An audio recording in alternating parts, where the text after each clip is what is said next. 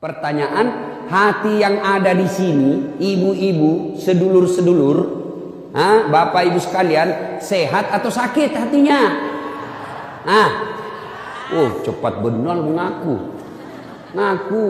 Sebelum kita ngaku sehat atau sakit, periksa dulu mana penyakit-penyakit hati itu. Harus tahu dulu mana penyakit-penyakit hati. Setelah kita tahu, yuk cross check, nyambungkan, connectingkan. Oh, ini saya nih. Sakit hati saya. Ini tidak. Sehat hati saya. Nah, sekarang perlu kita tahu apa saja jenis-jenis penyakit hati itu. Inilah yang kita bahas pada taklim kita kali ini. Penyakit-penyakit hati, dengan harapan pulang majelis hatinya sehat. Penting ini, Pak. Kenapa? Di akhirat tidak ada orang masuk neraka gara-gara penyakit kusta. Kenapa masuk neraka? Kusta, Tuhan. Anda. Kenapa masuk neraka? Ngontrak-ngontrak, Tuhan, tidak punya rumah. Tidak. Kenapa masuk neraka? Sombong. Kenapa masuk neraka? Takabur. Kenapa masuk neraka? Ujub. Penyakit hati. Ini penting. Coba, kalau Bapak bawa mobil dari Jakarta ke Bogor, yang nyetir tangan, yang berpikir sepanjang jalan otak, gas rem kaki. Tapi begitu ada tikungan, apa tertulis? Hati-hati. Iya toh?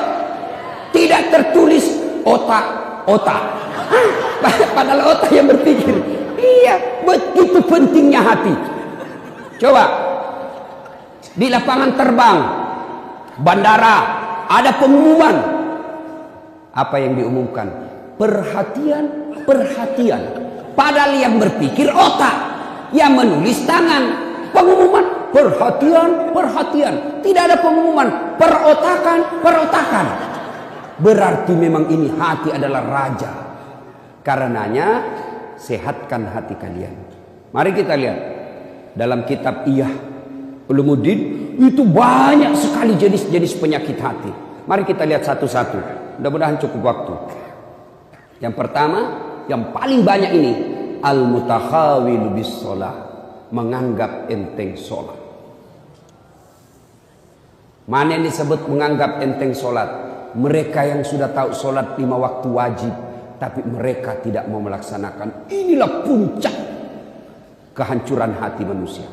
Karena ada orang begitu, bersinah takut betul, ngambil sendalnya orang takut sekali, tidak puasa takut dosa, Ramadan 30 hari puasa tapi tidak sholat. Kan ada yang begitu, takut dia ngambil nasinya orang, takut dia ganggu istrinya orang, tapi begitu tiba waktu sholat dia merasa tidak berdosa. Kan ada perasaan begitu. Lewat sholatnya 5 waktu, sehari dia tidak sholat, merasa tidak punya dosa. Inilah puncak hancurnya hati kalian.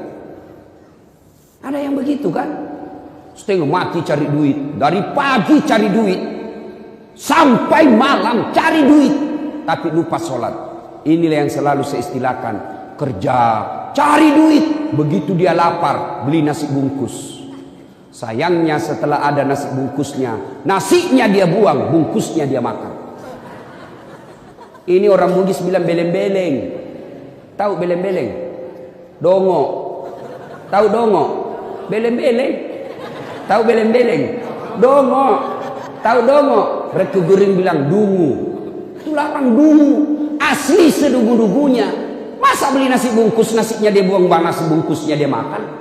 Inilah orang yang setengah mati cari nafkah, berpolitik siang malam, berusaha siang malam, ngajar siang malam, cari harta siang malam, lupa sholat, beleng-beleng, dungu. Apa sebab orang biasa tidak sholat? Mohon maaf, punten. Ibu-ibu paling banyak tidak sholat kalau ada pesta pengantin. Gara-gara apa? Make up.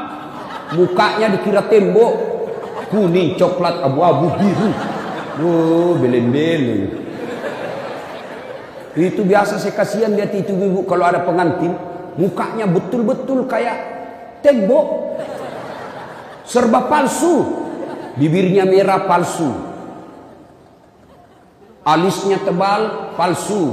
Bulu matanya panjang, palsu. Pantatnya gabus. Semua palsu. Malah ada lagi lebih gila lagi, saya lihat dia kasih lebih alisnya. Saya bilang, kenapa dikasih lebih? Dia bilang seperti artis Korea. Ada artis Korea baru di Bogor tinggal. Coba, sudahlah. Apa dilarang berdandan? Ya silahkan, selama ibu berdandan supaya suami bangga di samping ibu, itu ibadah. Tapi kalau ibu dandan, gara-gara dandan tidak sholat, beleng-beleng. Nah, sekarang gimana solusinya, Ustaz? Nah, ibu wudhu dulu. Sudah wudhu, dandan. Sudah dandan, tahan kentut. Biar sudah wudhu, kentut batal. Nggak habis kok Ustaz, sedikit aja keluar. Biar sedikit, batal. Coba. 2. Yang menyebabkan ibu-ibu banyak nggak sholat kalau ada pengantin. Apa? Jilbab. Saya ini sudah keliling-keliling ceramah sampai ke Malaysia, Timur Tengah, Brunei, Filipina Selatan. Ini hanya di Indonesia yang ibu-ibunya susah jilbabnya. Jilbab sakaratil maut. Masya Allah. Itu ada talinya tuh 2 meter. Dia ikat dulu. Dia ikat di lehernya. 2 meter dikasih kembang. 17 pentulnya. Ada kayak batang pohon di belakang. Sudah, tidak bisa lah dia goyang lehernya. Sudah diikat. Coba, ayo, pakai lagi jilbabnya sempit, celana roknya sempit. Suaminya bilang, cepat-cepat, buru-buru kita ketinggalan. Tunggu sedikit, Pak. Ini namanya beleng-beleng. Tiba waktu sholat, hayya 'alas shalah. Suaminya bilang, bu, baru aja kau pulang umroh. Itu baru 2 bulan yang lalu kau pulang umroh. Ini sudah mau asar kau belum sholat tuh. Sana pergi sholat. Apa kata istrinya? Sadar kau, Pak. Saya sadar, saya suruh kau sholat. Kau ndak lihat ini jilbabku? 2 jam makainya ini. Beleng-beleng. Sudah ya? Bu, yang paling banyak perempuan ndak sholat kalau ada pesta. Ini kalau laki-laki kapan banyak ndak sholat? Ada Piala Champion. Subuh ndak sholat subuh. Gara-gara sepak bola. Begitu nonton dari jam 2, seri adu penalti bersamaan azan subuh. Pilih mana, Pak? Bapak pilih mana?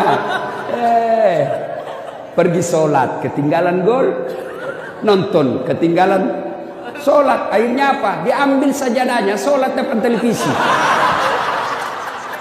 Ini lebih beleng-beleng. Ayo. Demi Allah, apa alasan orang biasa tidak sholat? Ustaz, saya kaya Ustaz. Dia kaya aja dia tidak sholat. Ada yang kalah kayanya Nabi Sulaiman? Ada yang kaya Nabi Sulaiman? Nabi Sulaiman itu pekarangan rumahnya emas. Ada di sini pekarangan rumahnya emas. Paling kalau orang Bugis, kalau paling kaya giginya dikasih emas. Coba. Dia cakep Ustaz. Ada yang kalah Nabi Yusuf? Ayo, tuh cakepnya Nabi Yusuf. Bayangkan cakepnya itu manusia. Ibu-ibu disuruh ngiris-ngiris bawang, suruh lewat Nabi Yusuf seperti Pragawati yang kalau di atas apa itu? Catwalk. Lewat Nabi Yusuf. Ini ibu-ibu, Masya Allah, ini bukan manusia ini. Cakep betul. Tidak sadar, dia iris tangannya. Dia tidak rasa begitu terpesonanya dengan mukanya Nabi Yusuf. Segagah-gagahnya Ustadz Das'ad. Jangankan ngiris bawang, kentut aja hilang perhatian. Coba. Gagahnya Nabi Yusuf, tapi tetap taat beribadah kepada Allah. Saya kuat Ustadz, binaragawan. Ada kala Nabi Musa.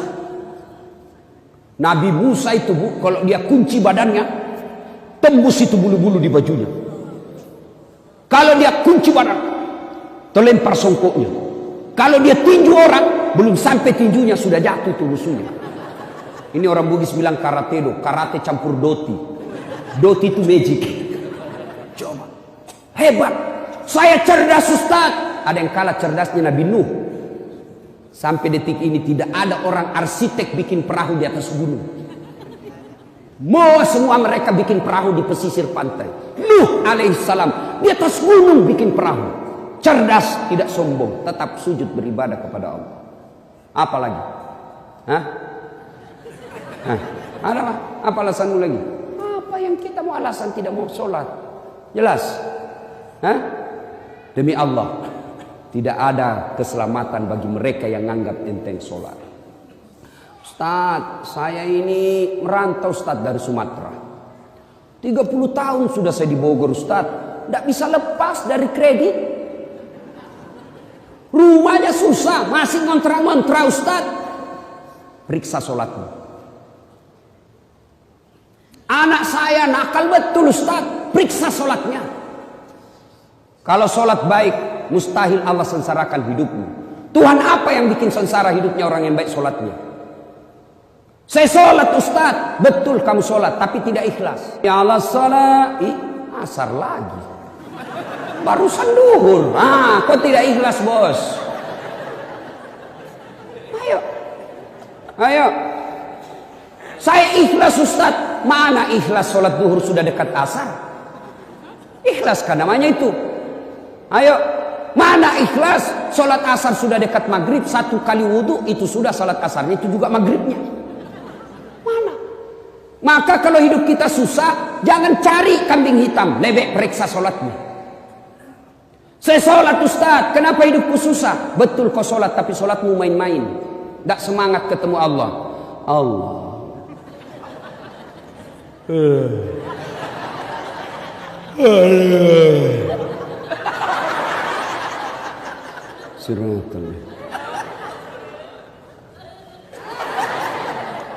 Ada yang sholat seperti itu. Ada. Sholat kayak ditiup angin. Allah.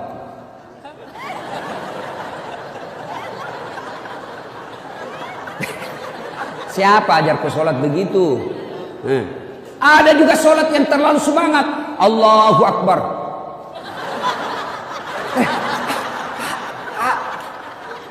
Ibu ketawa karena membayangkan diri sendiri lah.